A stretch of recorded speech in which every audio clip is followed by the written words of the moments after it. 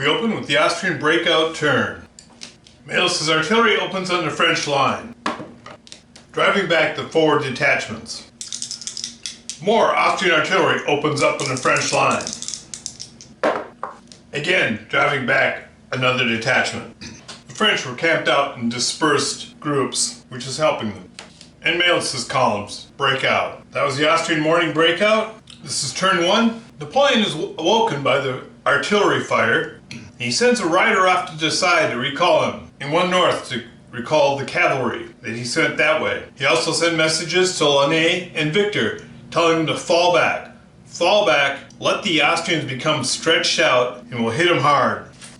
O'Reilly's troops continue on the northern path. The Austrian artillery opens up again. Victor has a spent unit as a result. Maelz sends the dragoons around the French right flank. The Austrians pour out, and the most forward troops hit the right flank of Victor's corps. Victor falls back as ordered, and on the Austrian right, Ott presses ahead. Launay also falls back.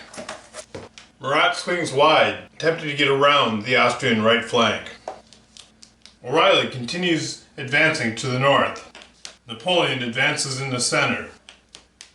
Victor falls back. Ott advances on the Austrian right. The French have fallen back. The Austrians are pursuing. It's mid-morning and the Austrians feel they got the French on the run. Napoleon comes forward to survey the battlefield. The Austrian forces on the left begin amassing. French cavalry appears in the north. Murat's cavalry proceeds around the flank.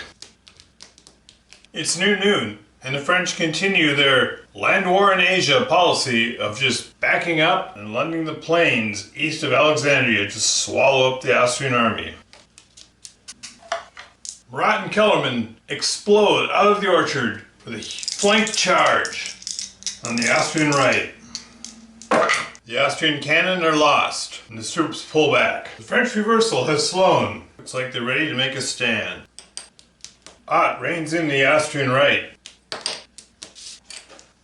And at noon we have the first clash of arms, serious clash of arms, as Maelz crashes into the French line. Here the Kaiser Dragoons smash into the unformed troops. The French fall back in disorder, but they're down and not out. In desperate fighting, the French are thrown back with heavy casualties, though it was desperate fighting, and the Austrian Imperial Grenadiers are also spent. It's early afternoon, the French artillery opens up on the Austrian line. Murat and the cuirassiers continue their charge. They run down the Austrians. O'Reilly's light troops charge the French lines. Launay advances his corps. Desai arrives, ready to win the battle. Mael's artillery opens up, with deadly accuracy pounding the French artillery hard. Launay sends his troops in to silence the Austrian cannon. The Austrian cannon destroys the forward French elements, and they too are pulled back. Launay's corps receives the worst of it as Mael's troops dish it out. The dragoons run down the French troops. French troops are driven back, but O'Reilly's troops are lost. The French hussars slip out of the Austrian trap here on the left. It's late afternoon.